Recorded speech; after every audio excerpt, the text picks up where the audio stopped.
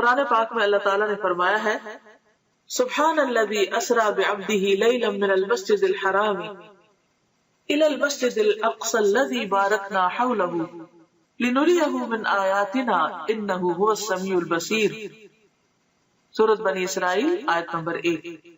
پاک ہے وہ ذات جو اپنے بندے کو ایک رات میں مسجد الحرام سے مسجد اقصی تک لے گیا جس کے آس پاس ہم نے برکت رکھی ہے، یعنی اس علاقے میں اللہ نے برکتیں نازل کی ہیں تاکہ ہم اسے اپنی بعض نشانیاں دکھائیں. یقیناً وہ خوب سننے والا اور خوب دیکھنے والا ہے. اس آیت میں جس واقعے کی طرف اشارہ ہے وہ اسراء کے نام سے مشہور ہے. اسراء کے لفظی معنی ہے رات کو سفر کرنا، رات کو چلنا. یہ وہی سفر ہے جس میں نبی کریم صلی اللہ علیہ وسلم کو جسم اور روح سمیت مسجد الحرام یعنی مکہ سے مسجد اقصی فلسطین تک معجزاتی طور پر لے جایا گیا، یعنی براق پر. فرشتوں کی ہمنشینی کا یہ سفر اس زمانے کے حالات، اسباب سفر اور فاصلے کی طوالت کی وجہ سے انسانی عقل اور سمجھ سے بالاتر ہے. یعنی انسان نہیں سمجھ سکتا کہ ایک رات میں آپ اتنی تیزی سے وہ سفر کیسے کیے اور کس طرح آپ واپس بھی آ گئے. لیکن جیسا کہ اس آیت میں واضح کیا گیا ہے کہ پاک ہے وہ ذات یعنی اللہ جو اپنے بندے کو لے گیا. یعنی اللہ تعالیٰ کے لیے کچھ بھی مشکل نہیں. جن چیزوں کو ہم ناممکن سمجھتے ہیں وہ اللہ کے ہاں ناممکن نہیں. تو جس ذات میں کمال قدرت ہو وہ سب کچھ کر سکتا ہے. اس حیرت انگیز اور ایمان افروز سفر کی تفاصیل بخاری اور مسلم سمیت احادیث کی دیگر کتب میں موجود ہیں. تو آئیے تھوڑا سا اس بارے میں دیکھ لیتے ہیں کہ آپ نے اللہ سبحانہ وتعالیٰ کی کون کون سی نشانیاں دیکھی، کیا کیا چیزیں مشاہدہ فرمائی اور ان میں ہمارے لیے کیا سبق ہے.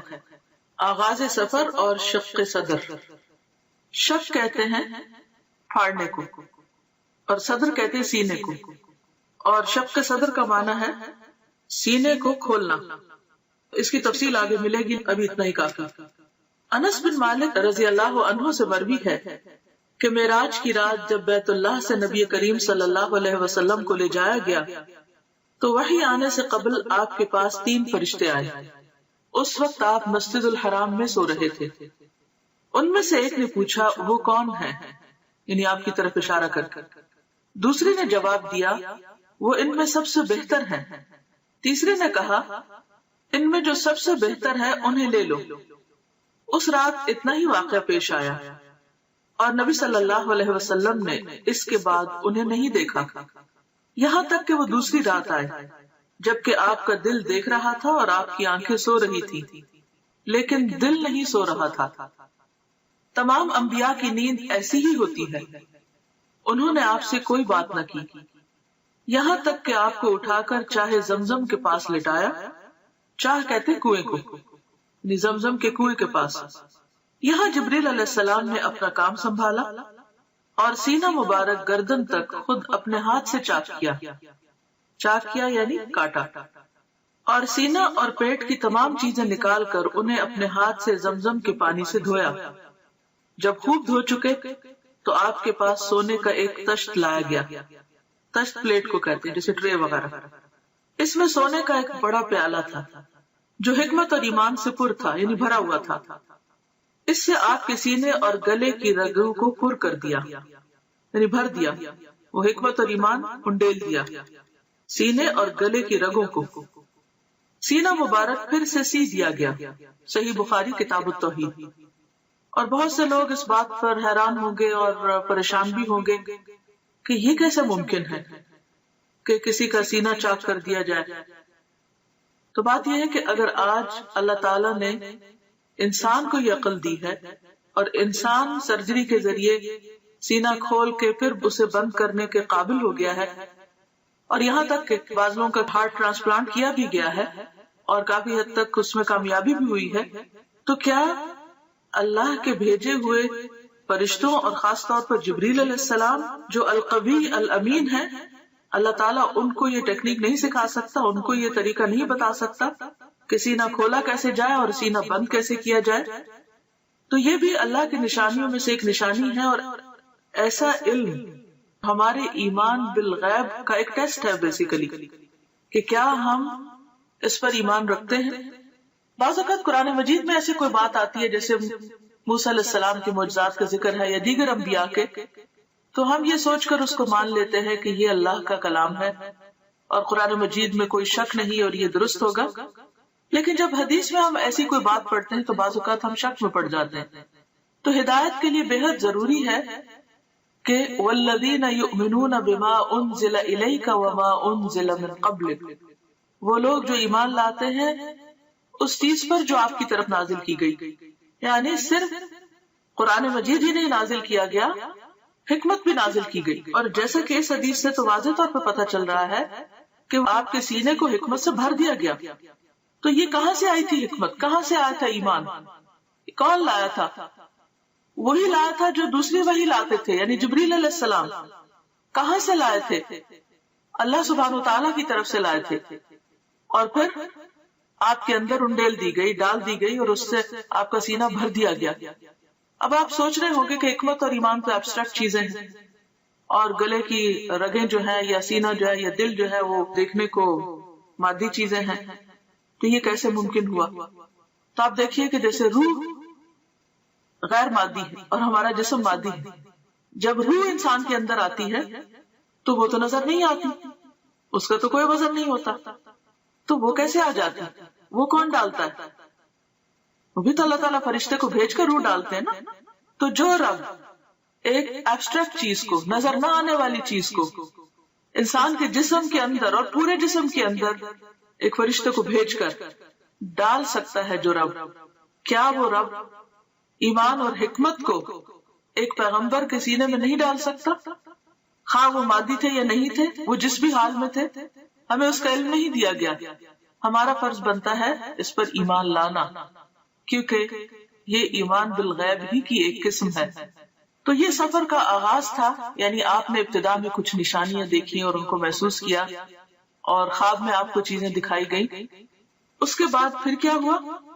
مسجد الحرام سے مسجد اقصیٰ تک اسراء کا واقعہ، اور اسراء عربی میں کہتے ہیں رات کے وقت سفر کرنے کو. اس کے بعد آپ کے پاس شراب، دودھ اور شہد کے برتن لائے گئے. آپ نے دودھ پسند فرمایا.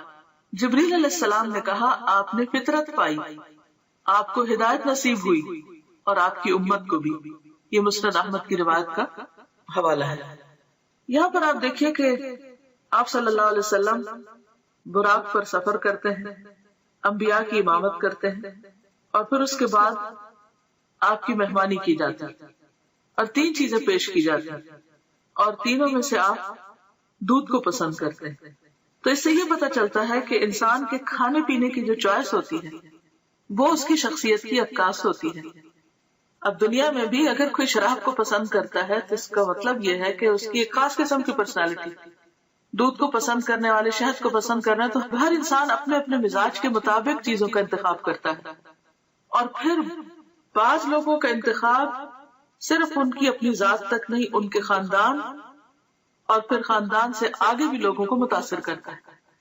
تو خاص طور پر جو لوگ دین کا کام کرنے والے ہیں ان کے لیے بے حد ضروری ہے کہ وہ انبیاء کی سنت کو فالو کریں اپنے کھانے پینے کی چوائس میں بھی. مسجد اقصیٰ سے آسمانوں کی طرف معراج. معراج کا لفظ جو ہے یہ عین را جیم سے ہے. عروج اسی سے ہے جس کا معنی ہوتا ہے بلندی، اور معراج عربی میں سیڑھی کو کہتے ہیں. مسجد اقصیٰ سے آپ کو عالم بالا میں لے جایا گیا. معراج عربی میں سیڑھی کو کہتے ہیں جو اوپر چڑھنے کے لیے استعمال ہوتی ہے. اس نسبت سے سفر کے اس حصے کو بھی معراج کہا گیا ہے.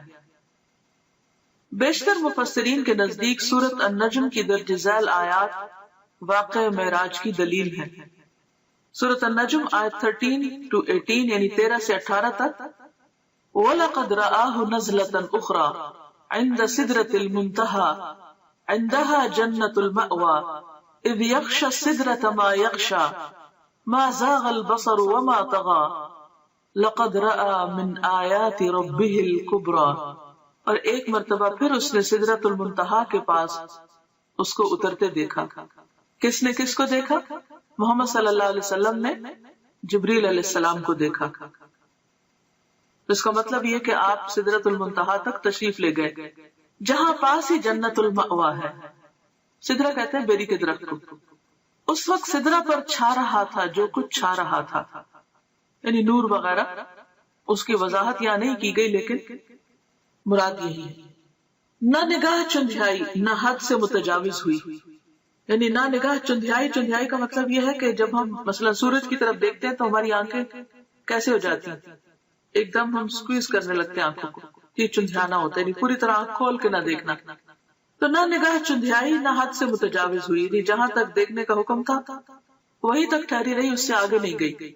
اور اس نے یعنی محمد صلی اللہ علیہ وسلم نے اپنے رب کی بڑی بڑی نشانیاں دیکھی۔ تو یہ آیات اس بات پر دلیل ہے کہ آپ صلی اللہ علیہ وسلم اس رات صرف مسجد اقصی تک نہیں بلکہ آسمانوں پر تشریف لے گئے، اور صرف آسمانوں تک نہیں سدرۃ المنتہا تک گئے، اور وہاں تک تشریف لے گئے جہاں نہ کوئی انسان گیا، نہ کوئی جن اور نہ کوئی فرشتہ۔ مندرجہ بالا آیات میں نبی کریم صلی اللہ علیہ وسلم کے آسمانوں کی طرف جانے اور سدرۃ المنتہا اور اس کے آس پاس کی چیزوں کو دیکھنے کا ثبوت ملتا ہے۔ سفر آسمان، مسجد اقصی میں تمام انبیاء کی امامت کے بعد سواری کے لیے براق پیش کیا گیا۔ آپ دوبارہ اس پر سوار ہو کر پہلے آسمان تک گئے۔ جبریل علیہ السلام نے آسمان کا دروازہ کھلوایا، فرشتوں کی طرف سے پوچھا گیا کون ہے؟ جبریل علیہ السلام نے فرمایا میں جبریل ہوں۔ پوچھا گیا ساتھ کون ہے؟ بتایا گیا محمد صلی اللہ علیہ وسلم ہے۔ پوچھا گیا ان کو پیغام الہی دے کر بھیجا گیا ہے؟ جبریل علیہ السلام نے کہا ہاں۔ تب اندر والے فرشتے نے سن کر کہا مرحبا، آپ بہت اچھے آئے۔ آپ فرماتے ہیں میں وہاں پہنچا تو آدم موجود تھے علیہ السلام۔ اس سے کیا بات پتہ چلتی کہ کسی کے گھر میں داخل ہونے سے پہلے، کسی کے خاص علاقے میں داخل ہونے سے پہلے دروازہ کھٹکھٹانا، اپنا نام بتانا، اجازت ملنا اور پھر داخل ہونا، یہ ہے صحیح طریقہ۔ اور اس وقت آپ دیکھیے کہ آسمان کے جو فرشتے ہیں وہ صرف یہ سن کر نہیں دروازہ کھول دیتے کہ جبریل موجود ہے، حالانکہ جبریل علیہ السلام کی قدردانی آسمانوں میں بھی اور زمین پر بھی۔ اس کے باوجود جب وہ کہتے ہیں میں جبریل ہوں تو وہ یہ نہیں کہتے دھڑ سے دروازہ کھول دینے، پوچھتے ہیں کہ ساتھ کون ہے، اور ساتھ کون ہے؟ سب انسانوں میں سے عظیم چنے ہوئے انسان، بتایا گیا محمد صلی اللہ علیہ وسلم۔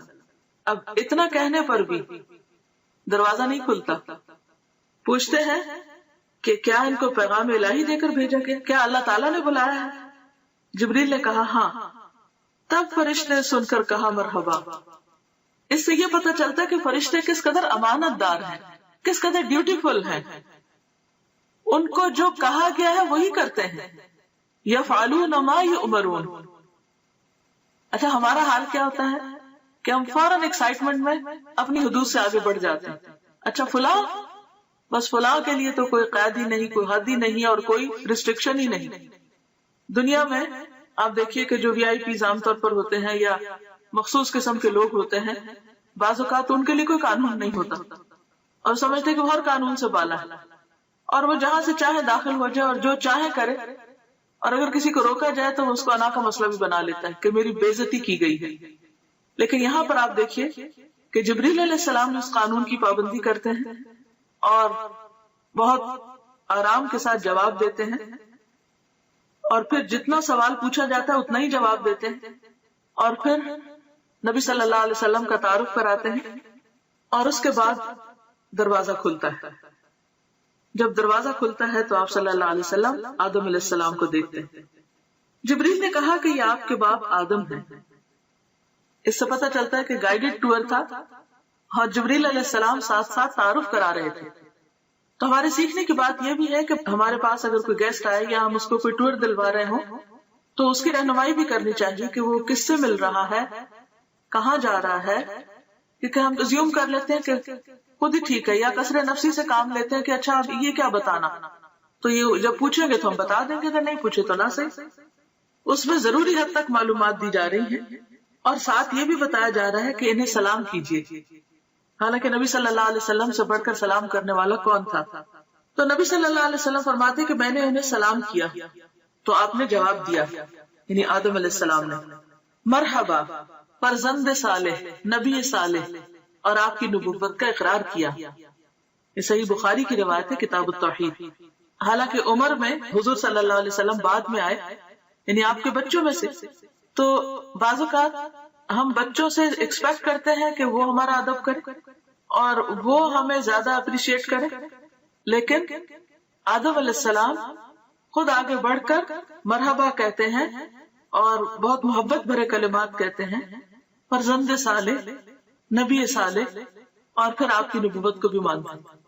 اس سے ایک بہت اچھی بات پتہ چلتی ہے کہ اگر بچے کبھی والدین سے زیادہ ترقی کر جائیں، مرتبے اور مقام میں، اسٹیٹس میں آگے بڑھ جائیں، تو اس صورت میں اس اسٹیٹس کو اکنالج کرنا، اولاد کو اپریشیٹ کرنا، ان کو ان کا مقام دینا، یہ بھی پیغمبرانہ اخلاق میں سے ہے۔ اور اس میں آپ دیکھیں کہ وہ انہیں صالح کہہ کے پکارتے ہیں، نیک۔ یہ کوئی خوشامد نہیں تھی یا کوئی جھوٹی تعریف نہیں تھی۔ اگر کسی کے اندر کوئی خوبی ہے تو اس خوبی کا ذکر کر دینا اخلاص کے ساتھ، اچھے آسن انداز میں، دوسرے کو اچھے لقب سے پکارنا، یہ بھی ایک بہترین اخلاق ہے۔ بعض اوقات جب کوئی چھوٹا ہوتا ہے نا عمر میں ہم سے، تو خواہ مرتبے میں بڑا بھی ہو تو ہم صرف نام لے لے کے پکارتے ہیں، یہ ظاہر کرنے کے لیے کہ ہم عمر میں بڑے ہیں یا ہم کسی بھی اعتبار سے بڑے ہیں، اور یہ تو چھوٹا ہے، اگر اس کے اندر کوئی خوبی ہے بھی تو بھی اس کو اکنالج نہیں کرتے۔ مثلاً بعض اوقات ایسا ہوتا ہے کہ آپ کا کوئی شاگرد بہت ترقی کر جاتا ہے، علم حاصل کر کے بڑے مرتبے پہ پہنچ جاتا ہے، تو اب آپ اس کو یہ نہ سوچیں کہ چونکہ یہ میرا شاگرد ہے اس لیے زندگی بھر یہ میرے سے کم ہی رہے گا، نہیں، وہ آپ سے زیادہ بھی آگے جا سکتا ہے۔ تو ایسی صورت میں اس کے علم کو، اس کے تقویٰ کو یا کسی بھی چیز کو اکنالج کرنا جو ہے یہ بھی ضروری ہوتا ہے۔ ایک اور روایت ہے کہ آپ نے آسمان دنیا میں ایک بزرگ شخص کو بیٹھے دیکھا جس کے دائیں اور بائیں صرف کچھ صورتیں نظر آئیں۔ دائیں طرف دیکھتے تو وہ بزرگ ہنستے اور بائیں طرف دیکھتے تو روتے۔ میں نے جبریل سے پوچھا یہ کون ہے؟ تو جواب دیا گیا آدم ہے۔ یہ دوسری روایت میں آتا ہے، یہ دائیں جانب والی اور بائیں جانب والی صورتیں ان کی اولاد ہے۔ دائیں طرف رائٹ ہینڈ والے جنتی ہیں اور بائیں طرف والے دوزخی ہیں، اس لیے ایک طرف دیکھ کر ہنستے ہیں اور دوسری طرف دیکھ کر روتے ہیں۔ یہ صحیح بخاری کی روایت ہے۔ نبی کریم صلی اللہ علیہ وسلم فرماتے ہیں جبریل مجھے لے کر آگے بڑھے اور دوسرے آسمان تک پہنچے، پھر اسی طرح سوال و جواب ہوئے۔ وہاں مجھے عیسیٰ اور یحییٰ علیہ السلام ملے جو باہم خالہ زاد بھائی بھی ہیں۔ جبریل علیہ السلام نے کہا یہ یحییٰ اور عیسیٰ علیہ السلام ہیں، انہیں سلام کیجیے۔ میں نے سلام کیا، دونوں نے جواب دیا، پھر کہا مرحبا برادر صالح اور نبی صالح، اور آپ کی نبوت کا اقرار کیا۔ پھر اسی طرح ان سے کچھ باتیں ہوئی۔ صحیح بخاری کی روایت ہے۔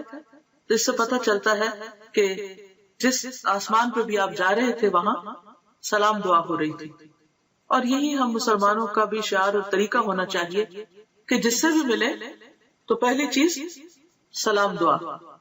اس کے بعد مجھے لے کر تیسرے آسمان کی طرف چڑھے اور دروازہ کھلوایا۔ پوچھا گیا کون؟ جبریل نے کہا میں ہوں۔ پوچھا گیا تمہارے ساتھ کون ہے؟ انہوں نے کہا محمد صلی اللہ علیہ وسلم۔ پوچھا گیا ان کے پاس پیغام الہی دے کر بھیجا گیا ہے؟ جبریل علیہ السلام نے کہا ہاں۔ فرشتوں نے یہ سن کر کہا مرحبا، آپ بہت اچھے آئے۔ دروازہ کھولا گیا، وہاں پہنچے تو دیکھا کہ وہاں یوسف علیہ السلام موجود ہیں۔ جبریل علیہ السلام نے کہا یہ یوسف علیہ السلام ہے، سلام کہیے۔ میں نے سلام کیا، انہوں نے جواب دیا۔ انہوں نے کہا مرحبا برادر صالح اور نبی صالح، اور آپ کی نبوت کا اقرار کیا۔ ایک اور روایت میں ہے کہ آپ صلی اللہ علیہ وسلم نے فرمایا میں نے یوسف علیہ السلام کو دیکھا، اللہ نے حسن کا آدھا حصہ ان کو دیا تھا۔ صحیح مسلم کتاب الایمان۔ اس کے بعد جبریل علیہ السلام مجھے لے کر آگے بڑھے، چوتھے آسمان پر اسی طرح سوال و جواب ہوئے۔ ادریس علیہ السلام وہاں موجود تھے، سلام دعا ہوئی، انہوں نے بھی اسی طرح برادر صالح اور نبی صالح کہہ کر مرحبا کہا اور آپ کی نبوت کا اقرار کیا۔ برادر بھائی کو کہتے ہیں فارسی میں۔ اس کے بعد جبریل علیہ السلام پانچویں آسمان تک آگے بڑھے، وہاں بھی اسی طرح سلام دعا ہوئی۔ ہارون علیہ السلام وہاں موجود تھے، انہوں نے بھی نبی صالح برادر صالح کہہ کر مرحبا کہا اور آپ کی نبوت کا اقرار کیا۔ اس کے بعد آگے چھٹے آسمان تک چڑھے، دروازہ کھلوایا گیا اور اسی طرح سوال و جواب اور مرحبا کہا اور آپ کی نبوت کا اقرار کیا۔ یہاں پر موسیٰ علیہ السلام تھے، آپ انہیں چھوڑ کر آگے بڑھے تو وہ رونے لگے۔ پوچھا آپ کے رونے کی کیا وجہ ہے؟ انہوں نے کہا میں اس لیے روتا ہوں کہ یہ نوجوان پیغمبر نبی صلی اللہ علیہ وسلم میرے بعد مبعوث ہوئے، ان کی امت کے لوگ میری امت کے لوگوں سے زیادہ تعداد میں جنت میں جائیں گے. یعنی انہیں اپنی امت کا فکر تھا اور وہ ان کے غم میں ایک طرح سے رو رہے تھے. یہ نہیں کہ انہیں نبی صلی اللہ علیہ وسلم کو زیادہ خیر ملنے پر حسد کا شکار ہو کر رونا دھونا شروع کر دیا. اور اس سے یہ بھی پتہ چلتا ہے کہ جب انسان کسی کے اندر کوئی خوبی اور بھلائی دیکھتا ہے تو اس وقت وہ تمنا کرتا ہے کہ اس کے پاس بھی خوبی اور بھلائی ہو. لیکن یہاں آپ دیکھیں کہ موسیٰ علیہ السلام اپنی ذات نہیں اپنی امت کی فکر کر رہے ہیں، اور یہ امت کی خیرخواہی اور لوگوں کی خیرخواہی جو ہے یہ انبیاء کی سرشت میں ہوتی. اس کے بعد 7ویں آسمان پر پہنچے اور دروازہ کھلوایا. پوچھا گیا کون؟ میں نے کہا جبریل ہوں. پوچھا گیا تمہارے ساتھ کون ہے؟ انہوں نے کہا محمد صلی اللہ علیہ وسلم. پوچھا گیا ان کے پاس پیغام الہی دے کر بھیجا گیا؟ اس سے پتہ چلتا ہے کہ ہر آسمان کے فرشتے نے ایسا ہی کیا. جبریل علیہ السلام نے کہا ہاں. فرشتوں نے یہ سن کر کہا مرحبا، آپ بہت اچھے آئے. جب میں وہاں پہنچا تو ابراہیم علیہ السلام کو موجود پایا. جبریل علیہ السلام نے کہا یہ آپ کے جد امجد ابراہیم علیہ السلام ہیں، انہیں سلام کہیے. میں نے انہیں سلام کیا. انہوں نے جواب دیا اور فرمایا مرحبا فرزند صالح، نبی صالح، اور بیٹا کہہ کر پکارا. آپ کی نبوت کا اقرار کیا. وہاں ابراہیم علیہ السلام بیت المعمور کے ساتھ ٹیک لگا کر بیٹھے ہوئے تھے. یعنی گویا دنیا میں جو ان کا خاص بہترین عمل تھا اس کی جزا کے طور پر اللہ تعالیٰ نے ان کو وہاں بھی گھر عطا کیا. سیدنا ابن عباس سے مروی ہے کہ آپ ایک ایسے مقام پر پہنچے جہاں پر جبریل علیہ السلام نے آپ کا ساتھ چھوڑ دیا. تو اس پر آپ نے فرمایا ایسے مقام پر کوئی دوست اپنے دوست کو نہیں چھوڑتا، آپ میرا ساتھ کیوں چھوڑ رہے ہیں؟ جبریل علیہ السلام نے فرمایا اگر میں اس مقام سے آگے بڑھوں تو نور سے جل جاؤں گا. سنن بہقی کی روایت ہے. اس کے بعد آپ کو سدرۃ المنتہا تک لے جایا گیا. اس کے بیر حجر کے مٹکوں کے برابر اور اس کے پتے ہاتھی کے کان کی طرح تھے. یعنی پتے بہت بڑے بڑے تھے اور بیر بھی بہت بڑے بڑے. اس پر سونے کے پتنگے چھا گئے اور اللہ کے حکم سے جو کچھ چھانا تھا چھا گئے. یہ حجر کے مٹکے جو ہے یہ علاقے کا نام ہے اور وہاں کے برتن شاید مشہور ہیں یا خاص سائز کے ہیں تو اس لیے ان سے تشبیہ دی گئی. اور اللہ کے حکم سے جو کچھ چھانا تھا چھا گیا. اس سے وہ سدرہ بیری کا درخت تبدیل ہو کر اتنا خوبصورت ہو گیا کہ اللہ کی کوئی مخلوق اس کا حسن بیان کرنے کی تاب نہیں رکھتی. آج بھی آپ دیکھیں کہ بعض لوگ درختوں کے آس پاس یا نیچے لائٹس لگا کر رکھتے ہیں. دن کے وقت تو درختوں کا اپنا ایک حسن ہوتا ہے، سورج کی روشنی میں بہت خوبصورت چمکتے ہوئے نظر آتے ہیں. لیکن رات کے وقت بعض اوقات درختوں کے اوپر لائٹیں لگائی ہوئی ہوتی ہیں یا بعض اوقات ان کے تنے کے بالکل نیچے زمین پر اس اینگل سے لائٹس لگائی جاتی ہیں کہ درختوں کا حسن دوبالا ہو. تو رات کے وقت بھی اگر آپ ان درختوں کو دیکھیں روشنی میں تو ان کا حسن اور طرح کا ہوتا ہے. تو یہاں پر یہ ہے کہ وہ جو بیری کا درخت تھا اس پر بھی خاص قسم کا نور اور روشنی اسے بے حد خوبصورت بنا رہی تھی. اس وقت اللہ تعالیٰ نے اپنے بندے کو وحی فرمائی اور آپ پر اور آپ کی امت پر 50 وقت کی نمازیں فرض کی. واپس آتے ہوئے موسیٰ علیہ السلام سے آپ کی ملاقات ہوئی تو دریافت کیا کہ آپ کو کیا حکم ملا. آپ نے جواب دیا ایک دن رات میں مجھ پر اور میری امت پر 50 نمازیں فرض کی گئی. موسیٰ علیہ السلام نے کہا آپ کی امت ایک دن رات میں 50 نمازیں نہ پڑھ سکے گی. میں بنی اسرائیل کا خوب تجربہ کر چکا ہوں. آپ کمی کی درخواست لے کر اپنے رب کے پاس جائیں. موسیٰ علیہ السلام کے فرمانے پر آپ اللہ کے پاس واپس گئے اور کمی کی درخواست کی. اللہ تعالیٰ نے آپ کی درخواست کو قبول فرما کر 10 نمازوں کی تخفیف فرمائی. اس کے بعد آپ موسیٰ علیہ السلام کے پاس آئے تو انہوں نے پوچھا کیا ہوا. آپ نے کہا کہ 10 نمازوں کی کمی کر دی گئی. یہ سن کر موسیٰ علیہ السلام نے فرمایا اب پھر واپس جائیے اور تخفیف یعنی کمی کی درخواست کیجیے. آپ واپس گئے اور اللہ تعالیٰ سے تخفیف کی درخواست کی. اللہ تعالیٰ نے اس کے بعد 10 نمازوں کی کمی کر دی. یوں آپ کی موسیٰ علیہ السلام اور اللہ تعالیٰ کے درمیان آمد و رفت جاری رہی، یعنی بیک اینڈ فورتھ آتے جاتے رہے یہاں تک کہ اللہ تعالیٰ نے 5 نمازیں کر دی. اس کے بعد آپ پھر واپس آئے تو موسیٰ علیہ السلام نے کہا جاؤ اور کمی کراؤ. آپ نے کہا اب مجھے شرم آتی ہے، جو اللہ تعالیٰ نے فرض کیا ہے اس پر راضی ہوں. آپ نے فرمایا جب میں وہاں سے واپس آیا تو ایک پکارنے والے نے پکار کر کہا میں نے اپنا فرض پورا کر دیا اور بندوں کے لیے تخفیف کر دی. یہ 5 نمازیں اجر میں 50 کے برابر ہوں گی. بخاری. اس سے ایک اور بات یہ بھی پتہ چلتی ہے کہ بعض اوقات کوئی حکم آتا ہے، کوئی پالیسی بنتی ہے یا کوئی ایسا قانون پاس ہوتا ہے جو عوام کے لیے بہت مشکل ہو سکتا ہے.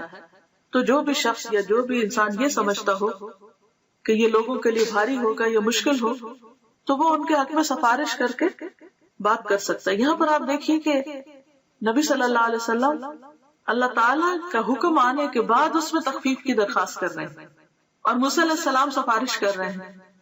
تو اس سے ایک تو ہم موسیٰ علیہ السلام کی بہت مرہون منت ہیں کہ انہوں نے ہمارا بہت خیال کیا، ورنہ ہم جو 5 نہیں پڑھتے تو 50 کہاں پڑھتے، تو کس قدر مشکل ہوتی. اور پھر دوسری طرف یہ ہے کہ نبی صلی اللہ علیہ وسلم بھی اللہ سبحانہ وتعالیٰ کے پاس جا کر بار بار عرض کرتے ہیں، اور اللہ سبحانہ وتعالیٰ اپنے بندوں پر اس قدر مہربان ہے کہ 5 کرنے کے باوجود اجر 50 ہی کا رکھا. یہ ہے اس کی رحمت. دنیا میں کوئی بادشاہ ایسی عنایت نہیں کر سکتا کہ اگر کسی کو 50 گھنٹے کے لیے ہائر کیا ہے اور وہ 5 گھنٹے کام کرنا چاہے تو اجرت 50 گھنٹے کی دے. اس کے علاوہ چند اور مشاہدات دیگر کتب میں مذکور ہیں. سورۃ البقرہ کی آخری 2 آیات بھی عرش کے خزانے سے عطا کی گئی، یعنی اسی موقع پر جب نمازوں کا حکم دیا گیا. نہر کوثر اور جنت کا مشاہدہ. سدرۃ المنتہا پر بہت سے عجائبات کا مشاہدہ کرنے کے بعد رسول اللہ صلی اللہ علیہ وسلم نے فرمایا پھر مجھے جنت میں لے جایا گیا تو میں نے وہاں دیکھا کہ موتیوں کے قبے ہیں اور اس کی مٹی کستوری ہے. کستوری خوشبو کا نام ہے جو ہرن کی ناف سے نکلتی ہے، بہترین قیمتی قسم کی خوشبو ہے. تو یعنی مٹی سے بھی خوشبو آ رہی تھی. مٹی کی دنیا میں بھی خوشبو ہوتی ہے لیکن وہاں کی خوشبو کستوری جیسی تھی. جنت میں آپ نے نہر کوثر کا مشاہدہ فرمایا. حضرت انس سے روایت ہے کہ نبی کریم صلی اللہ علیہ وسلم نے فرمایا میں ایک نہر پر آیا، اس کے دونوں کنارے موتیوں اور قبوں کے تھے، یعنی چھوٹے چھوٹے جیسے پرلز کے چھوٹے چھوٹے ڈیونز تھے. میں نے پوچھا جبریل علیہ السلام یہ کیا ہے؟ جبریل علیہ السلام نے کہا یہ کوثر ہے. صحیح بخاری. یعنی آپ کو وہ نہر جو عطا کی گئی انا اعطیناک الکوثر کہہ کر وہ بھی آپ کو دکھائی گئی. ابراہیم علیہ السلام کو امت محمد صلی اللہ علیہ وسلم کے نام خصوصی پیغام. ابن مسعود بیان کرتے ہیں کہ رسول اللہ صلی اللہ علیہ وسلم نے فرمایا معراج کی رات میری ملاقات حضرت ابراہیم علیہ السلام سے ہوئی. انہوں نے کہا اے محمد صلی اللہ علیہ وسلم اپنی امت کو میری طرف سے سلام کہیے. ہم سب کو کیا کہنا چاہیے؟ وعلیکم السلام. اور ان کو بتائیے کہ جنت کی مٹی بڑی عمدہ ہے، اس کا پانی میٹھا ہے لیکن وہ چٹیل میدان ہے، یعنی اس میں کچھ اگانے کی ضرورت ہے، اور اس کی کاشتکاری سبحان اللہ والحمد للہ ولا الہ الا اللہ واللہ اکبر ہے. اللہ پاک ہے اور تمام تعریف اللہ ہی کے لیے ہے، اس کے سوا کوئی الہ نہیں اور اللہ سب سے بڑا ہے. جامع الترمذی.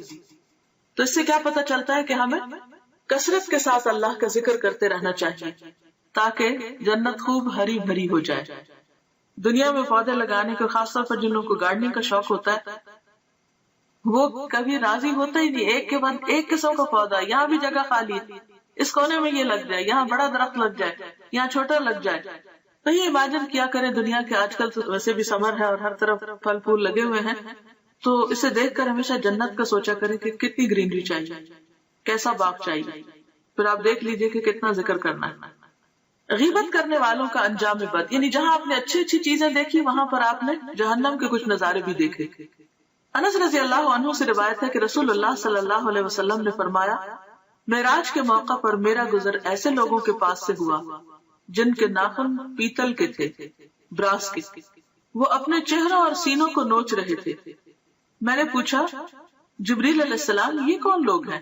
جبریل نے کہا یہ وہ لوگ ہیں جو لوگوں کا گوشت کھایا کرتے تھے اور ان کی غیبت کرتے تھے، یعنی دوسروں کو بدنما کرتے، دوسروں کے عزت پر حملہ کرتے، اور آج ان کی اپنی شکل جو ہے وہ خود بگاڑ رہے ہیں. بے عمل خطباء کا عبرتناک انجام. انس رضی اللہ عنہ سے روایت ہے کہ رسول اللہ صلی اللہ علیہ وسلم نے فرمایا میں نے معراج کی رات کچھ لوگوں کو دیکھا کہ ان کے منہ آگ کی کینچیوں سے کاٹے جا رہے ہیں. میں نے پوچھا جبریل یہ کون لوگ ہیں؟ جبریل نے کہا یہ آپ کی امت کے وہ خطیب ہیں، سپیکرز ہیں جو لوگوں کو تو بھلائیوں کا حکم دیتے ہیں اور خود ان پر عمل نہیں کرتے، حالانکہ وہ کتاب بھی پڑھتے ہیں بس وہ نہیں سمجھتے. یہ شرح السنہ کی روایت ہے، یعنی دوسروں کو نصیحت اور خود میاں فضیحت. اوروں کو نیکی کا حکم دینا اور خود اس پر عمل نہ کرنا، یہ بھی ایک بہت سیریس میٹر ہے۔ جب ہم کسی کو بھی کچھ کہنے جا رہے ہوں تو اپنے آپ کو بھی ضرور ساتھ ساتھ شامل کر لیں۔ بیان اسراء اور معراج پر اہل مکہ کا رد عمل۔ اسی رات نبی کریم صلی اللہ علیہ وسلم واپس مکہ تشریف لائے۔ مولانا ظفر علی خان نے کیا خوب کہا ہے، زنجیر بھی ہلتی رہی، بستر بھی رہا گرم، ایک پل میں سر عرش گئے آئے محمد صلی اللہ علیہ وسلم۔ یعنی آپ ایک ہی رات میں آسمان پہ جا کے واپس آ گئے، اور یہ سب کچھ معجزانہ طور پر ہوا، اور یہ بھی اللہ کی قدرت اور اللہ کی عظمت کی دلیل ہے کہ وہ جو چاہے کرے۔ اگلی صبح آپ نے قوم کو گزشتہ رات کے بارے میں بتایا۔ صحیح مسلم میں ہے کہ اللہ کے رسول صلی اللہ علیہ وسلم نے فرمایا، معراج کا یہ واقعہ جب میں نے مشرکین مکہ کو سنایا تو انہوں نے اس کی تردید اور تکذیب کی، کسی نے تالیاں بجائیں، کسی نے تعجب اور انکار کے ساتھ ہاتھ اپنے سر پہ رکھ لیا۔ کچھ لوگ ابو بکر کے پاس گئے اور انہیں اس کی خبر دی۔ وہ ایک پیکر صدق و ایمان تھے، کہنے لگے اگر یہ بات آپ صلی اللہ علیہ وسلم نے فرمائی ہے تو سچ فرمائی ہے۔ لوگوں نے کہا آپ بھی ان کی تصدیق کرتے ہیں؟ آپ نے جواب دیا میں تو اس سے بھی بڑی بات پر آپ کی تصدیق کرتا ہوں، آسمان سے صبح و شام جو خبر آتی ہے میں اس میں بھی آپ کو سچا مانتا ہوں۔ اسی پر ان کا لقب صدیق ٹھہرا۔ اب دیکھیں کہ جہاں یہ اتنا بڑا اعزاز تھا اور آپ نے اتنا کچھ دیکھا، وہاں اس کا ذکر اتنی شدید مخالفت اور لوگوں کے اندر شکوک و شبہات کا ذریعہ بن گیا، گویا ان کا ایک امتحان تھا۔ اور اس موقع پر جو حقیقی معنی میں ایمان لانے والے تھے، جن کے رہنما ابو بکر صدیق ہیں، انہوں نے اپنے عمل سے آپ صلی اللہ علیہ وسلم کی اس فعل کی تصدیق کی اور صدیق کا لقب پایا۔ حقیقی ایمان وہی ہے جو ہر طرح کے شک و شبہ سے بالا ہو۔ دین کے بارے میں، کسی قرآن کی آیت کے بارے میں یا حدیث کے بارے میں یا پیغمبر صلی اللہ علیہ وسلم کی کسی عمل کے بارے میں کوئی بات اگر آپ کو اپنی عقل سے بالا لگے اور سمجھ نہ آئے تو اس موقع پر فوراً یہ سوچا کریں کہ جس رب نے آسمان بنایا، زمین بنائی، سب کچھ بنایا، اس کے لیے کون سا کام مشکل ہے؟ تو شک کی کوئی گنجائش رہتی نہیں۔ شکوک و شبہات جو ہے یہ منافقت کو جنم دیتے ہیں، اور جب شک آنے لگے تو یہ آیت بھی پڑھا کرے افی اللہ شک فاطر السماوات والارض، افی اللہ شک، کیا اللہ کے بارے میں شک جس نے آسمان و زمین کو پھاڑا، یعنی یہ اکٹھے تھے پھر ان کو الگ الگ کیا، یعنی جس نے اتنا بڑا کام کیا، کیا اس کی ذات میں یا اس کے احکامات میں یا اس کے کسی بھی کارنامے میں یا قدرت میں شک کیا جا سکتا ہے؟ ہرگز بھی نہیں۔ اظہار ثانی اور بے یقینی کے جذبات سے مغلوب کفار نے آپ کا امتحان لینے کی ٹھانی۔ بات یہ ہے کہ ہر نعمت کے ساتھ ایک آزمائش ہوتی۔ پوچھا کہ بیت المقدس کیسا ہے اور اس کی علامتیں کیا ہیں؟ صحیح مسلم میں آپ کا ارشاد نقل ہے کہ اللہ تعالیٰ نے بیت المقدس میرے سامنے ظاہر فرما دیا، اور جو باتیں اور نشانیاں مشرکین دریافت کرتے میں دیکھ دیکھ کر بتاتا جاتا، آپ کو کچھ بھی نہیں بھولا۔ یوں آپ کی تردید اور تکذیب کا جو جذبہ لیا ہے اس کی اکثر نفی ہو گئی، لیکن نہ ماننے والے پھر بھی نہ مانے۔ یہی کہہ سکے کہ جہاں تک اوصاف کا تعلق ہے تو آپ نے بالکل ٹھیک ٹھیک بیان کیے ہیں۔ آپ نے کچھ اور باتیں بھی بتائیں اور بعد میں آنے والے قافلوں سے ان کی تصدیق ہو گئی۔ اس طرح زبانیں بند ہو گئیں، مگر دل یہی سوچتے رہے کہ یہ کیسے ہو سکتا ہے۔ اب بھی بہت سے لوگ یہی سوچتے ہیں کہ یہ کیسے ہو سکتا ہے، حالانکہ اللہ تعالیٰ تو ہر چیز پہ قادر ہے، اور جب وہ کسی بات کا ارادہ کر لیتا ہے تو اسے صرف کن ہو جا کہنے کی ضرورت ہوتی ہے۔ معراج کے دوران نبی کریم صلی اللہ علیہ وسلم کو جو بھی مشاہدات کروائے گئے، ان میں ہمارے لیے بہت سے سبق ہیں، جن میں سے اہم ترین یہ ہے کہ ہم اپنی نمازوں کی پابندی کریں، جن کا حکم اللہ تعالیٰ نے اس موقع پر نبی کریم صلی اللہ علیہ وسلم کو دیا۔ اس جنت کے لیے کوشاں ہوں جس کا مشاہدہ آپ نے بنفس نفیس فرمایا۔ ابراہیم علیہ السلام کے خصوصی پیغام کے مطابق کثرت سے ذکر الہی کریں، دوسروں کی غیبت سے پرہیز کریں، اور جو بات دوسروں کو کہیں اس پر خود بھی عمل کریں۔ اللہ تعالی ہمیں اس کی توفیق عطا فرمائے۔ وآخر دعوانا ان الحمد للہ رب العالمین۔ سبحانک اللہم وبحمدک، نشہد ان لا الہ الا انت، نستغفرک ونتوب الیک۔ السلام علیکم ورحمۃ اللہ وبرکاتہ۔